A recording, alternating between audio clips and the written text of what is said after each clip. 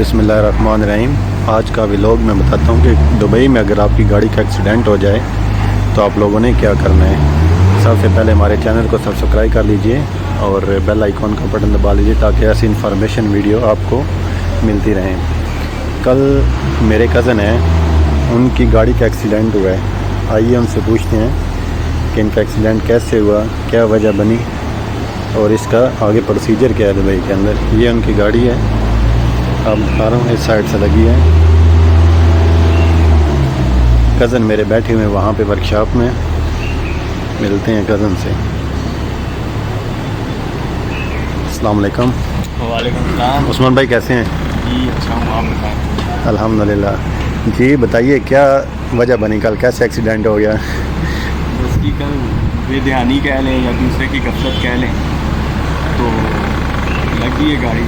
Mistake किसकी थी, आपकी या उनकी?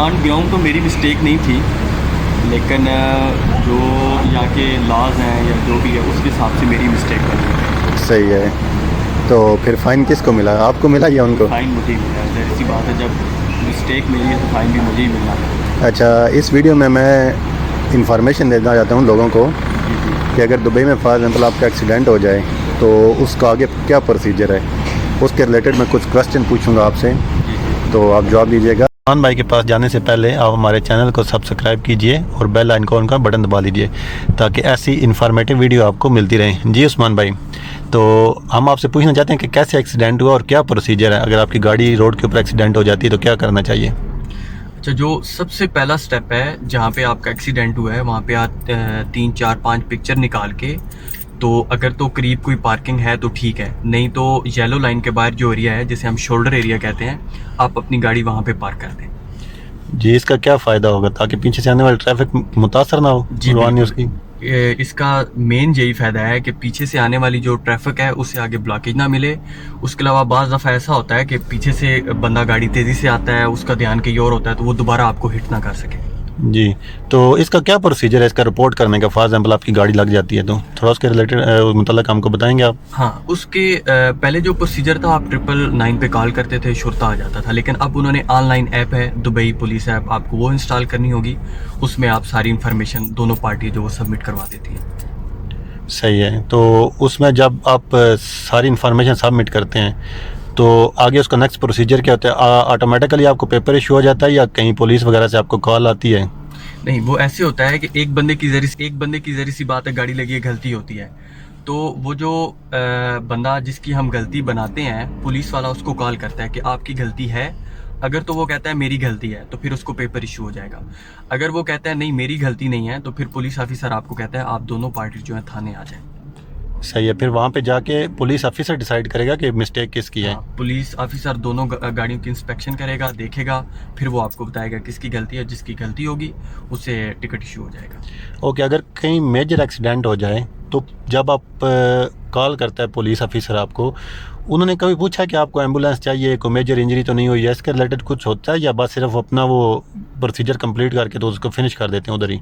नहीं, इसमें एक चीज़ ये है कि अगर कोई मेजर इंजरी है या अल्लाह ना करे कुछ मामलात गड़बड़ हैं तो आपको फ़ौरन 999 पे कॉल करनी चाहिए। फिर अगर आपकी माइनर सी इंजरी आ रही है आपको, या गाड़ी की थोड़ी बहुत टचिंग है, तो आपको दुबई पुलिस ऐप यूज़ करनी चाहिए। अगर कोई मेजर इंजरी है या कोई डेथ वगैरह होगी है तो आपको फ़ौरन 999 पे कॉल करनी चाहिए।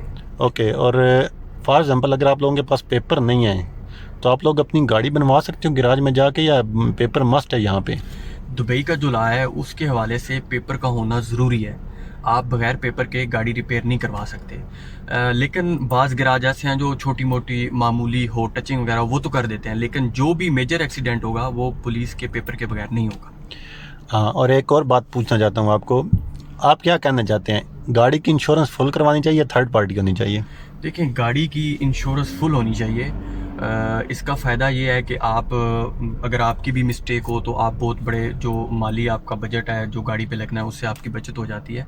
तो मेरा तो यही है कि आपको चाहिए कि गाड़ी की फुल इंश्योरेंस होनी चाहिए। एक चीज़ और पूछना चाहता हूँ मैं आपसे, फॉर एग्जांपल रोड के ऊपर एक्सीडेंट हो जाता है, सारे ड्राइवर हज़रात एजुकेटेड नहीं होते, सम जो ड्राइवर्स होते हैं वो पढ़े लिखे होते हैं, कुछ अनएजुकेटेड होते हैं। तो फॉर एग्जांपल जो एजुकेटेड पर्सन है, जो ऐप यूज़ करना जानता है, वो अगर इस तरह का कोई तरीका कर दे कि मिस्टेक दूसरे की शो कर दे, हालांकि मिस्टेक उसकी हो, तो उसकी वेरिफिकेशन कैसे की जाती है? क्यों वो तो अनएजुकेटेड पर्सन, उसको कुछ मालूम नहीं है कि ऐप के अंदर क्या हो रहा है क्या नहीं हो रहा है।